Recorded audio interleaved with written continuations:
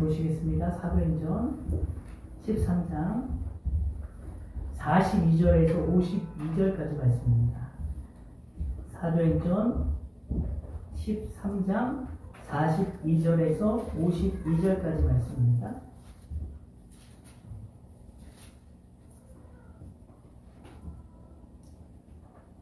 우리 교도하시겠습니다. 그들이 나갈새 사람들이 청하되 다음 안식일에도 이 말씀을 하라 하더라. 대단히 모이는 그들한테 유대인과 유대교에 있던 경건한 사람들이 많이 바울과 바나바를 따르니 두 사도가 더불어 말하고 항상 하나님의 은혜 가운데 있으라 원하니라. 그 다음 안식일에는 온 시민이 거의 다 하나님의 말씀을 듣고자 하여 모이니 유대인들이 우리를 보고 시기가 가득하여 바울이 말하는 것을 반박하고 말하는 바울과 바나바가 남대히 말하기를 하나님의 말씀을 마땅히 먼저 너희에게 전할 것이로되 너희가 그것을 버리고 영생을 얻게 합당하지 않은 자로 자처하도록 우리가 이방인에게로 향하노라. 주께서 이같이 우리에게 명하시되 내가 너를 이방인의 빛으로 삼아 너로 땅 끝까지 구원하게 하리라 하시느니라. 이방인들이 듣고 기뻐하여 하나님의 말씀을 찬송하며 영생을 주시기로 작정된 자는 다 믿더라. 주의 말씀이 그 집안에 불을 터집니다. 이 유대인들이 경건한 기민들과 그 신의 유력자들을 선동하여 바울과 바나바를 박해하게 하여 그 지역에서 쫓아내니 그 사람이 그들을 하여 아예 티끌을 떨어버리고 이고니온 바울을 다 같이요 제자들은 기쁨과 성령이 충만하니라. 아멘. 할렐루야. 바울과 바나바 선교팀이 우리가 지난주 말씀에 보면 황주나 이 타우루스 금액을 넘어 도착해 복음을 전한 곳이 비시디아 안디옥이었죠. 그리고 바울과 바나바가 이제 안식일이 되어서 그곳에 있는 회당에 들어가게 됩니다. 그리고 유대인들은 전 세계로 흩어지면 유대인들끼리 모여서 하나님의 말씀을 듣고 예배하는 또 그 가르치는 회당을 만들어요. 지금도 그렇지만 유대인들은 전 세계에 흩어져 사는데요. 가는 곳마다 꼭 이 회당을 짓습니다. 이곳 비시디아 안디옥에도 유대인들이 살고 있었는데 이 유대인들이 만든 회당에서 안식일날 이제 예배를 드리기 위해서 이 바울과 바나바가 참석을 하게 됩니다. 회당장이 이제 모세오경 율법서와 이제 선지서를 다 읽고 난 다음에 바울에게 혹시 이 사람들에게 전할 말이 있느냐라고 이렇게 기회를 주죠. 즉 성경 봉독을 하고 난 다음에 설교를 해줄 것을 이렇게 부탁을 하는 거예요. 자, 바울이 이제 기꺼이 일어나서 설교를 하게 되는데 바울이 전한 복음은 이제 유대 역사를 이스라엘 역사를 아주 정확하게 꿰뚫는 하나님의 말씀을 정확하게 인용을 해서 구약에 예언했던 모든 내용들이 바로 너희들이 십자가에 못 박아 달아 죽인 그 예수 그리스도다. 라는 이 내용을 정확하게 이제 그들에게 이야기를 했습니다. 그리고 그분이 바로 예수고 그리스도고 구원자이시다라고 선포한 거죠.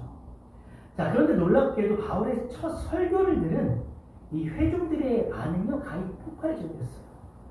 그동안 자기들이 라프로부터 들은 그 부분적인 어떤 구약의 부분적인 메시지와는 다르게 구약 전체를 막 통전적으로 이야기하면서 그 속에서 메시아가 오셨고 예수가 메시아다라는 사실을 선포했기 때문에 그 말씀을 들은 사람들이 굉장히 마음속에 흥분과 이 감동을 감출 수가 없었죠. 그래서 이 설교를 들은 사람들이 이제 이구동성으로 하는 말이 오늘 우리가 읽은 42절 말씀이에요. 다 같이 42절 한번 읽어보겠습니다. 시작. 그들이 나갈새 사람들이 청하되 다음 안식일에도 이 말씀을 하라 하더라. 자, 바울이 복음을 전하고 나갈 때 청중들이 뭐라고 반응하냐면 다음 안식일에도 또 복음을 전해달라 이렇게 요청을 하는 거예요. 자, 그러면 그들이 왜 예수 그리스도에 관한 말씀에 이 관심을 보이고 더 이렇게 자꾸 듣고자 했던 것일까요? 그들은 지금까지 자기들이 들어보지 못한 이 생명의 말씀을 경험한 거예요. 그래서 다음 기회에도 또 해달라고 이렇게 요청을 하고 있는 거죠. 자기들 속에 이 갈증과 어떤 공고함을 해결해 줄 수 있는 율법에서는 해결되지 않았던 그래서 마치 이 생명수와 같은 이 말씀을 듣고 나서 다음에도 또 해달라. 다시 듣고 싶다라는 이 갈망이 속에서 일어나서 이렇게 부탁을 하는 거죠. 여러분, 우리가 말씀의 홍수 속에 살아간다라고 말하잖아요. 그런데 과연 우리가 말씀의 홍수 속에 살아가면서 오늘 이 본문의 회중들처럼 말씀을 듣고 다시 또 듣고 싶어서 요청하는 것과 같은 그러한 열망이 우리 속에 과연 있는지 한번 생각해 볼 필요가 있다는 것입니다. 나는 과연 하나님의 말씀을 진정으로 사모하는가? 말씀을 사람의 말이 아닌 하나님의 말씀으로 듣고 있는 사람인가? 아니면 우리가 말씀을 혹시라도 무관심하고 혹은 말씀을 듣는다 하면서 내가 말씀을 분석하거나 판단하거나 평가하는 또 내가 듣고 싶은 말만 취사선택해서 듣는 또 그러한 사람은 아닌가? 우리가 냉정하게 내 자신에게 한번 물어볼 필요가 있다는 것입니다. 내가 정말 살기 위해서 내가 정말 내 영혼이 살기 위해서 이 말씀이 아니면 난 한순간도 살아갈 수가 없다는 이러한 심정으로 우리가 사모하는 그러한 마음으로 말씀을 듣고 있는지 우리 한번 진지하게 고민해 볼 필요가 있다는 것입니다. 이 바울이 전한 복음을 듣고 감동을 받은 사람들이요, 급기야는 바울과 바나바를 이제 따르기 시작해요. 추종하기 시작하는 거죠. 43절 한번 읽어보겠습니다. 시작.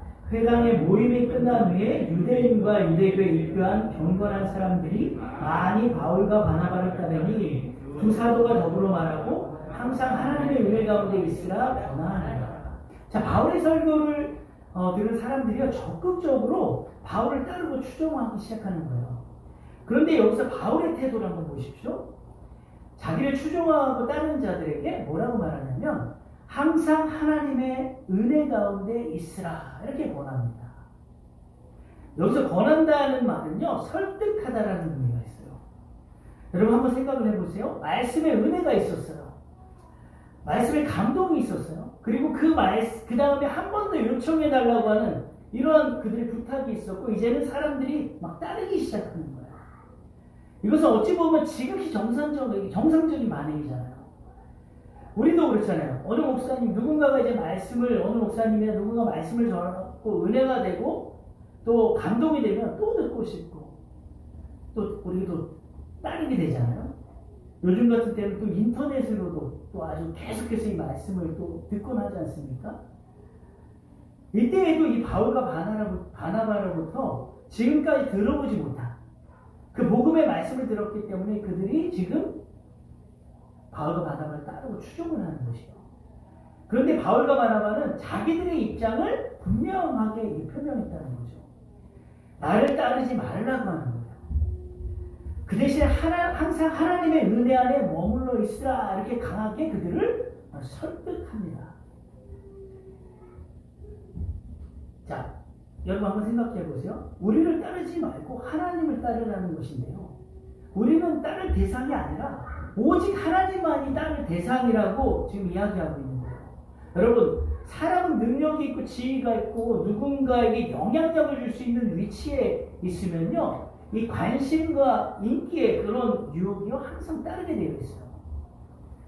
그 유혹에서 자유하기가 참 쉽지가 않습니다. 우리는 이 오늘 본문의 그 바울과 바나바를 보면서 자기들을 추종하려는 이 사람들의 관심과 주목을 오히려 하나님께 돌리려 하는 그들의 이 태도를 우리의 삶에 적용할 필요가 있다는 것입니다. 특히 말씀을 전하고 리더의 위치에 있는 그런 사람일수록 이 말씀이 지금 오늘 이 말씀이 시사하는 바가 참 크다고 볼 수가 있어요. 과연 삶의 주인이 누구인지를 말하고 있는 것이죠. 사람들이 나를 주목하려 하고 또 나를 통해 어떤 인생의 문제를 해결하고 또 아니면 어떤 어려운 것에 해답을 얻으려고 할 때요, 우리가 또 상담을 해주기도 하잖아요. 그럴 때 내가 하나님의 통로로서만 역할을 감당하느냐, 아니면 내가 중심이 되고 주인이 되어서 하나님의 자리에 내가 있느냐, 이것은 우리 신앙에 있어서 상당히 중요한 문제입니다. 내가 참된 그리스도인인가? 건강한 그리스도인인가? 하는 이것을 가늠하는 중요한 척도가 되는 거죠. 여러분, 영성은요, 과연 영성이 뭘까요? 영성이라는 것은 철저히 나를 감추고 오직 하나님만을 주인으로 드러내는 그러한 우리의 신앙의 태도가 영성입니다. 내 말이 내 삶에 어떤 영향력이 있어서, 내 삶에 영향력이 있어서 사람들이 모이고 나에게 모이고 또 따르고 주목할지라도 결과적으로는 그 주목과 관심을 하나님께로 돌릴 수 있는 그러한 태도, 이것이 우리의 영성을 말해주고 있다는 거죠. 그래서 우리가 사람들을 하나님께로 인도하는 그 역할까지만 우리는 감당하면 되는 거예요. 우리가 뭐 때로는 전도할 수도 있고 사람들을 하나님께로 인도할 수 있잖아요. 거기까지 우리가 반드시 해야 될 일이고 너무나 중요한 일이고 잘하는 일입니다. 그러나 딱 거기까지만 해야 돼요.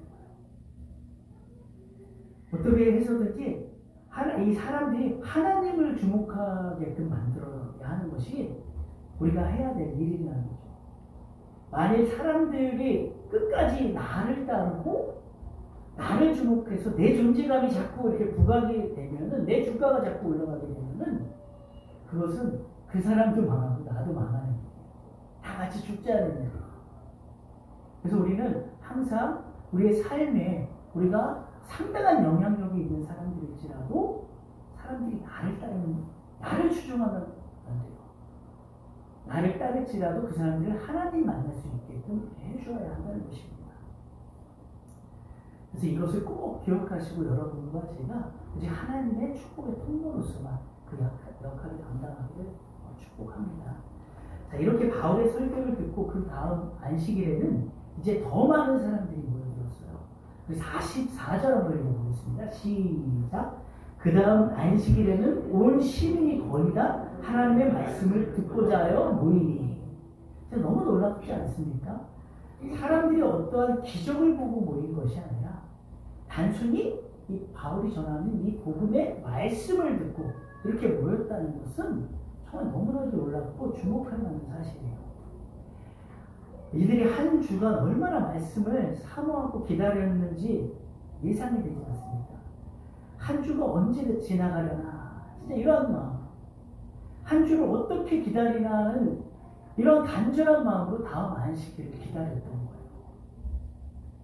여러분, 혹시 우리에게도 이러한 사모함이 있습니까?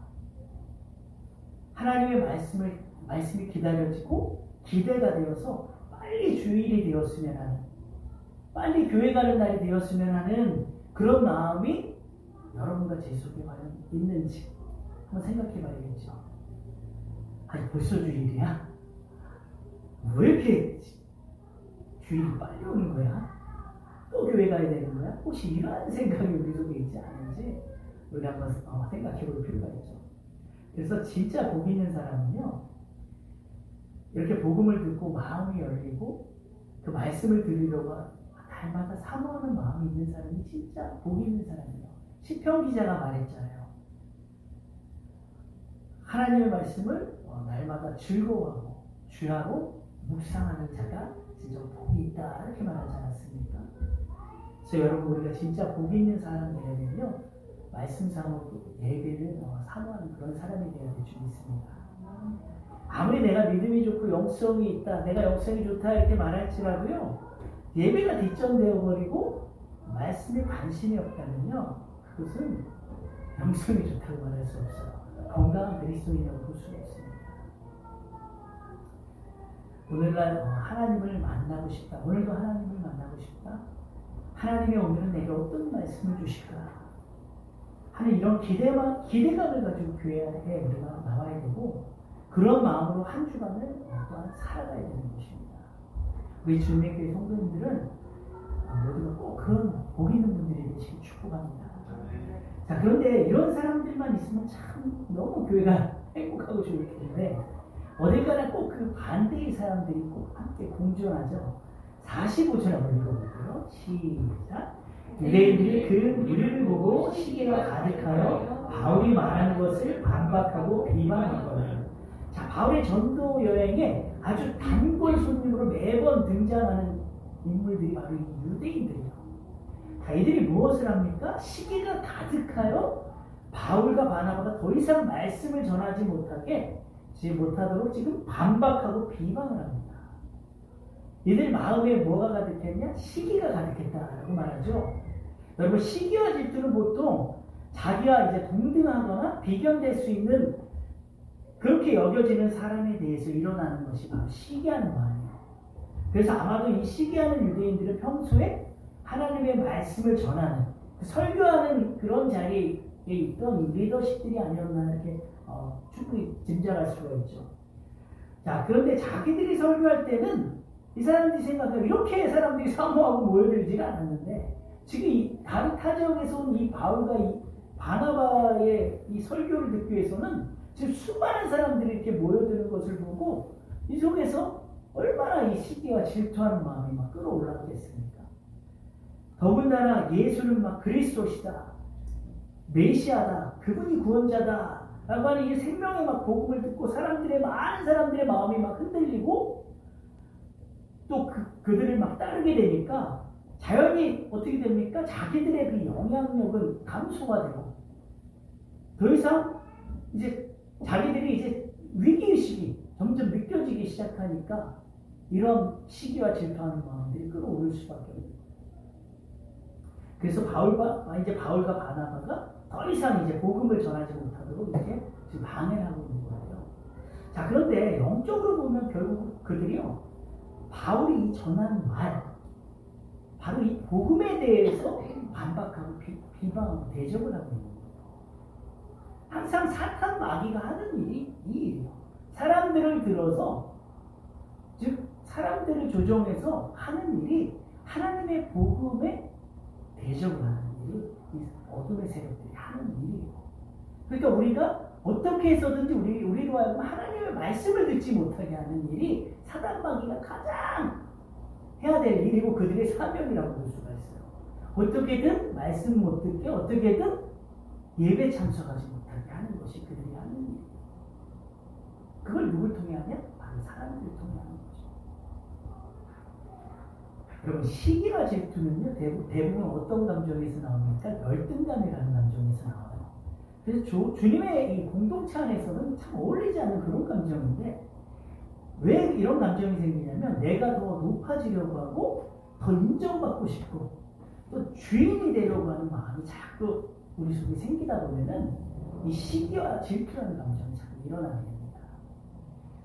그러나 앞에서 언급한 것처럼 오직 하나님께 집중하고 하나님께만 관심을 갖게 된다면, 하나님께 모든 시선이 고정이 되고 하나님의 말씀을 들으려고 한다면요, 자, 거기에 마음을 내가 쏟게 되면은 이 시기와 질투의 마음은 우리 속에 있을 수가 없죠. 자꾸 한눈을 파니까, 하나님만 바라봐야 될 자가 자꾸 사람을 바라보니까 이런 시기와 질투하는 열등감이 자꾸 생기는 거예요. 그래서 나보다 더 잘하고, 그리스도 공동체는 어떤 공동체가 되어야 되냐면요, 나보다 더 잘하고 더 잘 섬기는 사람 보면 어떻게 해야 되냐면 시기와 질투가 일어날 것이 아니라 박수 쳐주고 격려해주고 칭찬해줘야 되는 거예요. 이것이 아름다운 교회의 공동체의 모습이에요.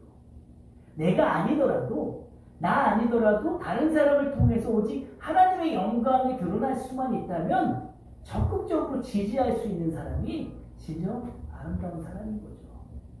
그게 바로 그리스도의 모습입니다.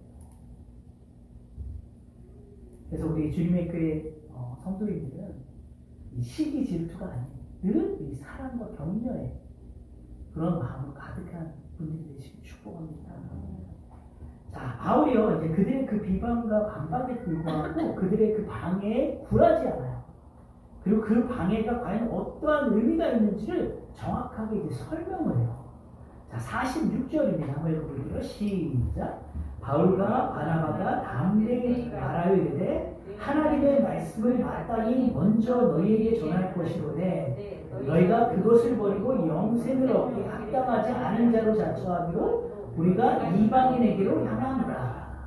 자, 46절에 보면 하나님의 말씀이 마땅히 먼저 너희에게 전할 것이로다 라고 말한 것은요, 바울이 비록 이방인의 사도로 부름받았지만 유대인에게 먼저 복음을 전하고자 하는 그 설교의 원칙이 바울에게 좀 있었던 것을 볼 수가 있어요.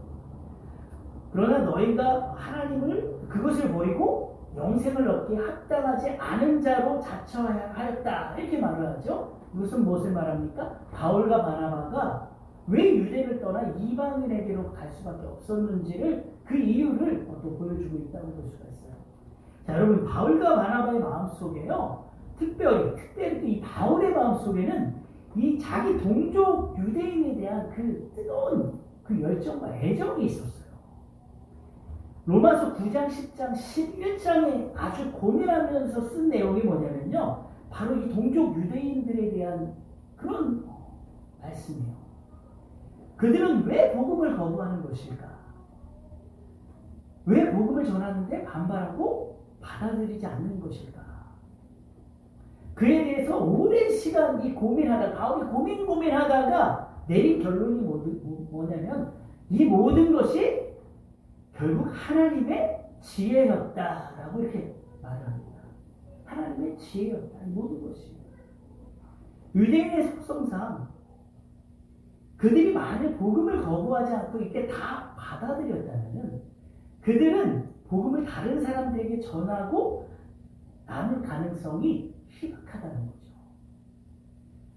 베드로도 보면은 그 유대인의 그런 어떤 유대적인 그 사상이 있어서 이방인들에게 복음을 전하려고 하지 않았어요. 하나님의 성령이 강권적으로 막 환상을 보여주고 말씀하여 주니까 정말 어떻게 보면 억지로 마지못해 이방인들에게 복음을 전하라는 것을 볼 수 있어요. 그래서 바울이 깨달은 것이 이 유대인들의 속성상 이들은 복음을 거부하지 않고 이들이 만약 다 받아들이면은 이방인들에게 복음 안전하겠구나. 이런 깨달음이 있었던 거죠. 이것을 하나님이 아셨기 때문에 그들로 하여금 복음을 거부하도록 하셨다는 거죠. 바울은 이 유대 동족에게 복음을 전하면서요, 몸소 막 배우는 거예요. 계속 선교 여행을 통해서 몸소 배우고 있는 거예요. 복음을 거부하고 비방하고 비난하고 핍박하는 것을 보면서 이 모든 것이 하나님의 지혜였구나. 이방인에게로 복음을 향하게 하시려는 하나님의 놀라운 섭리가 여기에 있구나라는 것을 깊이 깨달은 거죠. 그래서 로마서 11장에 보면 바울이 이렇게 고백을 합니다. 깊도다 하나님의 지혜와 지식에 부유하며 그의 판단은 측량치 못하는 것이다. 그동안 바울이 항상요, 왜라는 질문이 끊이지가 않았어요. 왜 하나님은 누구는 구원하시고 누구는 유괴하시는가? 그런데 바울이 깨달은 거죠. 자기 동족 유대인이 복음을 거부하고 비방하고 핍박하지만 하나님은 그것을 또한 사용하셔서 이 복음이 이방인에게 전해지도록 하셨다는 것이에요. 여러분, 우리의 삶은 어떻습니까? 하나님은 때로는 우리가 전혀 생각지 못한, 내가 바라지 않는 어떤 그런 반대와 거절과 또 고난과 핍박과 역경을 통해서 오히려 우리의 지경을 더 확장해 가실 때가 있다는 거죠. 우리가 야베스의 기도를 좋아하지 않습니까? 하나님, 나의 지경을 넓혀 주십시오. 그런데 이 지경을 넓히기 위해서 하나님께서 여러분 이러한 방법을 통해서도 일하신다는 거예요. 나의 삶의 어려움과 고난과 그 반대를 통해서 나의 이 좁은 시야를 다른 각도로 볼 수 있게 하시는 거죠. 그래서 더 넓은 영역을 바라볼 수 있도록 하나님이 그렇게 만들어 가신다는 거예요. 우리 인생에 정말 그 좁은 바운더리를 아주 넓게 계속해서 넓혀 가십니다. 사실 사도행전의 이 역사가요, 힘든 고난과 핍박 속에서도 오히려 복음이 더 전파되고 계속해서 곳곳에 교회가 세워져 가는 것이 아닙니까? 이것이 사도행전의 역사예요. 복음이 예루살렘에서 온 유대로, 유대에서 사마리아, 또 사마리아에서 이 땅끝까지 전해지는 그 패러다임의 중간중간에 이 시기마다 항상 어려움과 이 고난과 이 핍박, 고비와 핍박이 있었지만 그 그런 가운데서도 하나님의 나라는 더 확장되어 갔다는 것이죠. 이것이 하나님의 복음을 나누시는 방법이고 하나님께서 역설적으로 일하시는 하나님의 그런 능력이라고 볼 수가 있습니다. 자, 우리 인생도 참 너무 이와 비슷한 것 같아요. 여러분, 우리가 하나님께 항상 내가 원하는 것, 하나님 바라는 것, 우리 기도하잖아요. 또 내가 목표한 바를 이루어 주시고 어떠한 꼭 내가 원하는 어떤 결과물들을 얻기를 구하는 그런 기도 참 많이 하는데 엄밀히 말하면 이것은 합당하지가 않아요. 합당한 기도라고 볼 수가 없어요. 내 뜻이 아니라 하나님의 뜻을 구하는 것이 맞는 기도예요.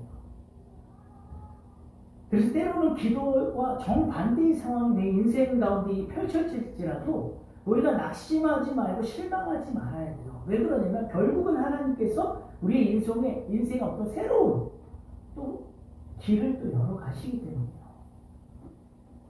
우리가 전혀 상상하지 못한, 전혀 우리가 예상치 못한 그런 놀라운 일들을 하나님이 펼쳐 가실 것이기 때문에 우리가 실망하고 낙심할 필요가 없다는 거죠. 그런데 우리가 그 현실만을 바라보면 항상 너무 실망스럽고 힘들고 고통스럽다는 거예요. 이런 복음송 있잖아요. 우리 권사님 장면 좋아하는 왜 나만 겪는 고난이냐 불평하지 마세요. 고난 뒤편에 주님이 주신 그 축복을 바라보면서 그것을 미리 바라보요. 그것을 미리 바라보면서 감사하세요. 이 찬양 저도 참 개인적으로 너무 좋아하는 찬양이에요. 왜 나입니까? 하나님 왜 나에게 이런 고난이 닥치는 겁니까?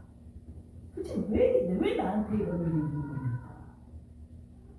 이렇게 불평하거나 원망하지 마세요. 하나님의 더 크신 계획과 섭리를 바라보면서 늘 기대하고 감사하시는 여러분이 되셨으면 좋겠습니다. 자, 이제 48절, 49절을 보면 어떤 일이 벌어집니까? 한번 읽어보겠습니다. 시작. 이방인들이 듣고 기뻐하며 하나님의 말씀을 찬송하며 영생을 주시기로 작정된 자는 다 믿더라. 주의 말씀이 그 지방에 두루 퍼지니라. 자, 유대인들이 분노한 것과는 다른 이방인들은 바울의 설교를 듣고 기뻐하고 하나님의 말씀을 찬송하였습니다. 그들은 자신들도 구원에 참여할 수 있다는 이 사실을 알게 되었고 자신들에게 이 넓게 열려진 이 복음을 환영하지 않을 수 없었어요. 우리가 그동안 수많은 죄악 가운데 살았어도 오직 예수 그리스도를 믿기만 하면 의에 이를 수 있고 구원을 받을 수 있다라는 이런 바울의 그 전한 복음이 너무나도 기뻤던 거예요.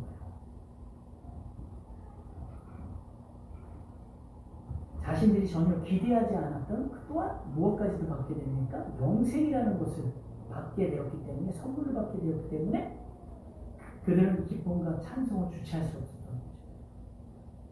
그리고 마치 밀가루 속에 들어간 이 누룩에 의해서 반죽이 막 지속적으로 부풀어 오르는 것처럼 생명의 이 복음이 들어간 비시디아 안디옥 이 지방이요 완전 구원의 물결로 뒤덮어버린 것을 볼 수가 있습니다.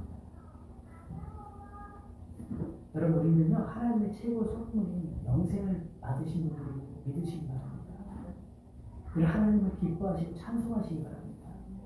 그리고 더 나아가서 그 기쁨을 전하는 분들이 되시기 바랍니다. 생명의 복음을 가지고 있는 자는요 자기만 구원받고 그것만 감사하지 않아요. 주위로 눈을 돌리고 또 이웃과 세계를 향해서 발걸음을 과감히 내딛습니다. 이 하나님의 아름답고 복된 사역에 여러분과 제가 미약하나마 동참했으면 좋겠습니다. 여러분, 주님의 교회가 정말 우리 주님의 교회 최후의 그 목표는 선교하는 교회로 우뚝 서게 정말 예수님의 이름으로 축복합니다. 자, 그런데 이렇게 복음을 받고 영생의 기쁨을 누리는 자들이 있는가 하면 복음의 반대편에 있어서요 영원한 멸망의 길로 가는 자들이 있어요. 50절 한번 읽어볼게요. 시작. 이에 유대인들이 경건한 비구인들과 그 시대의 유력자들을 선동하여 바울과 바나바를 박해하게 하여 그 지역에서 쫓아내니. 자, 여기서 경건한 기독인들 유대교 예배에 참석한 이제 고위층 부인들이고요. 유력자들은 고관들과 유지들이었겠죠. 당시 유대인들이 이러한 사람들을 선동을 하고 또 포섭을 한 거예요. 이처럼 유대인들은요, 종교적인 박해에 나설 때 온갖 교활한 방법을 다 사용을 해요. 필요하면 종교 문제 또 세속 권력까지도 이렇게 동원을 해서 이용을 하는 거죠. 이들의 이러한 행동들을 통해서 우리가 무엇을 깨달아야 될까요? 우리가 종교적 열심만을 가지고 생명의 본질을 놓치고 복음의 본질을 놓치고 이 교회의 본질을 놓치게 되면 우리 또한 영적인 자만심과 교만에 빠지게 되고 오히려 거기에 사로잡혀서 다른 사람들을, 다른 영혼들을 오히려 힘들고 어렵게 만들 수 있는 그런 사람이 될 수 있다는 것입니다. 그래서 우리는 끊임없이 우리 자신에게 물어봐야 됩니다. 내가 복음대로 잘 가고 있나? 말씀대로 잘 살고 말씀에 순종하고 오직 주님만이 나를 주장하시도록 내가 그렇게 가고 있는지를 항상 우리 자신의 신앙을 점검해 봐야 된다는 것이죠. 이렇게 복음의 반대편에 있는 자들에 대해서요, 바울과 바나바가 어떻게 대처하는지 51절에 잘 나타나고 있어요. 시작. 두 사람이 그들을 향하여 발에 띠끌을 떨어버리고 이곳으로 가고. 자, 예수님도 전도를 하기 위해 이제 제자들을 파송하실 때 누구든지 너희를 영접하지도 아니하고 너희 말을 듣지도 아니하고 그 집이나 성에서 나가서 너희 발에 먼지를 떨어버리라 이렇게 말씀하지 않았습니까? 그 발에 붙어있는 그 하찮고 이 보잘것없는 정말 아무 존재감 없는 그러한 이 먼지를 털어버리는 것과 같이 복음을 받아들이지 않는 자들, 복음을 받아들이지 않고 이 배척하는 자들은 하나님과의 관계가 끊어지는 것이고 하나님과 아무 상관이 없는 자가 된다는 그런 말씀이에요. 그렇게 이게 발의 먼지를 털어버리고 있으면서 다음 장소로 이동하는 제자들의 모습에 대해서 마지막 52절에 이렇게 말합니다. 시작. 제자들은 기쁨과 성령이 충만하라. 바울과 바나바가요, 비록 박해와 배척으로 다른 곳으로 지금 떠나고 있지만 그들에게는요, 자기들이 뿌린 이 복음의 씨앗이 반드시 열매를 맺게 될 것이라는 그런 기대와 소망이 있었기 때문에 그 속에 기쁨과 성령이 충만했던 것입니다. 지금 겉으로 보기에는 이들이 그냥 다 이곳이라는 낙하 지역으로 여기서 복음전도 마치고 사역을 마치고 이렇게 떠나는 것처럼 보이지만 사실 어미가만 쫓겨난 거예요. 박해자들에 의해서. 그럴지라도 지금 이 사람들의 마음에는 이 지금 복음전도자들의 마음에는 기쁨과 성령이 충만했다는 것이죠. 또한 그곳에서 복음을 듣고 받아들인 또 이방인 제자들, 유대인 말고 또 이방인 제자들도 있었을 거 아니에요? 그들에게는 또한 기쁨과 성령이 충만했다라고 볼 수도 있는 거죠. 여러분, 진짜 그리스도인은요, 세상에 기쁜 일이 있었을 뿐이 아니에요. 상황은 기뻐할 수 없고 고난이 찾아오고 실망스러운 일들이 끊이지 않을지라도 이 구원의 복음 때문에 우리를 구원해 주신 그 하나님 때문에 우리가 기뻐할 수 있는 것입니다. 이것이 바로 진정 참된 그리스도인이 아닌가.